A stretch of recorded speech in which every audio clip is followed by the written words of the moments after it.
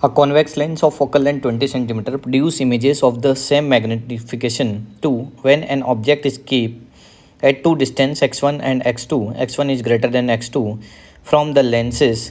The ratio of x1 and x2 is। देखो हमारे पास क्या है, यहाँ पर मैग्नीफिकेशन गिवन है और मैग्नीफिकेशन जो है वो 2 दे रखा है। इसने बोला गया है कॉन्वेक्स लेंस से focal length 20 centimetre produce images of the same magnification 2 when object is kept at distance x1 and x2 from the lens. देखो हमसे ये बोला गया है क्वेश्चन में कि यहाँ पर ये कॉन्वेक्स लेंस है और ये मैग्निफिकेशन 2 प्रोड्यूस कर रहा है। अब 2 और यहाँ पर x1 और x2 डिस्टेंस है, तो देखो यहाँ पर हम बात कर लेते हैं, यहाँ पर f है तो यहाँ पर ट्वाइस ऑफ f है। अब इसके आपको सारी कंडीशंस पता होनी चाहिए कि कहाँ जब हम ऑब्जेक्ट रखते हैं तो इमेज कहाँ पर बनती है। तो देखो मैं जनरल बात बता देता हूँ पहले तो आपको कि यहाँ सपोज़ करो आपने 2f के पीछे ऑब्जेक्ट रखा तो इमेज f और 2f के बीच में बन जाएगी। 2f पे रखा तो 2f पे बन जाएगी सेम साइज़ की। जब f और 2f के बीच में रखा तो इधर बन जाएगी, ठीक है, लार्ज साइज़ की।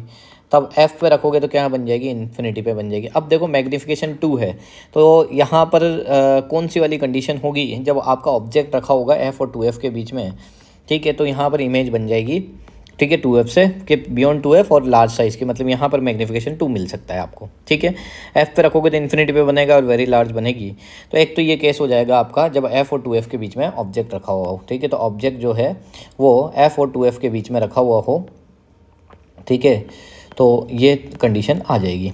एक और आगे हम बात करें तो यहीं पर यही कॉन्वेक्स लेंस है। अब दूसरे केस में हमें मैग्नीफिकेशन 2 कब मिल सकता है, तब हम की बात करें यहाँ पे तो मैं इसी डायग्राम में बता देता हूँ आपको कि अगर हम ऑब्जेक्ट को रख देते हैं पोल और फोकस के बीच में तो हमें पता है कि सेम साइड में इमेज बनती है, ठीक है, और मैग्नीफाइड इमेज बन जाती है।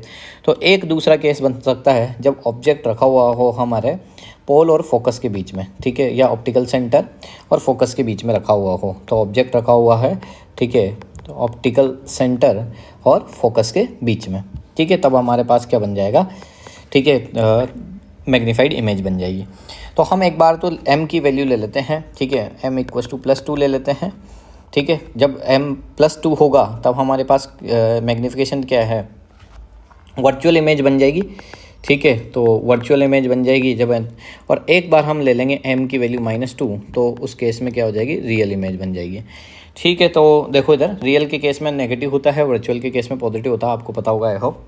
तो यहाँ पर m बात कर रहे हैं तो m = f/, ठीक है, f + u यूज़ कर लेंगे तो यहाँ m की जगह 2 यूज़ कर दिया। अब फोकल लेंथ कितनी दे रखी है बेटा, 20 दे रखी है अपने को, तो ये हो जाएगा 20 + u जो है हमें क्या करना है, पता करना है।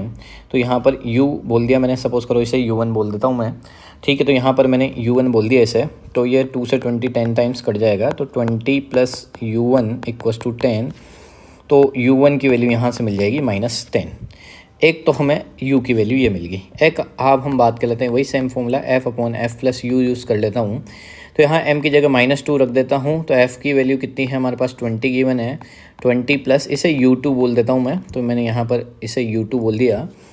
2 से यही 10 टाइम्स कट जाएगा तो -20 - u2 = 10। तो यहाँ से हम बात करें तो -20 - 10 = u2, तो यहाँ से u2 की वैल्यू हो जाएगी -30। तो एक तो मिल चुकी है हमें 10 और एक मिल चुकी है -30। माइनस का 10 माइनस का 30, ये माइनस साइन रिप्रेजेंट कर रहा है कि लेंस के सामने आपने ऑब्जेक्ट को रखा है।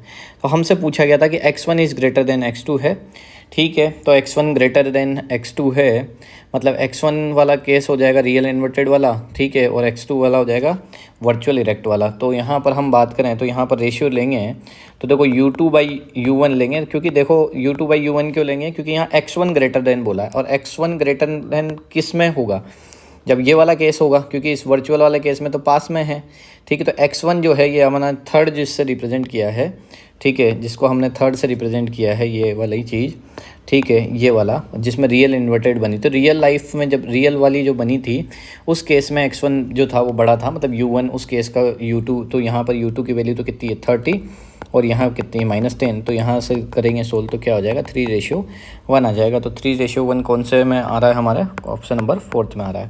तो आई होप आपको क्वेश्चन